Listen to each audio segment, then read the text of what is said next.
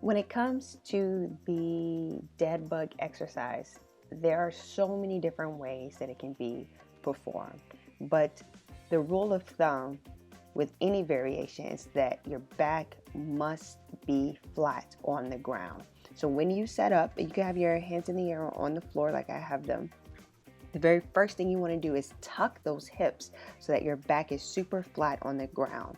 From there, something I like to do in step one of this is just having your legs at a 90-degree angle and taking them out slightly away from your body. For the average person, the first time doing this, your legs will probably only move about 1 to 2 inches away from you, and that's okay. That's where you start. Do that about 10 to 20 times. When that becomes easy, then you want to take it a little bit further down.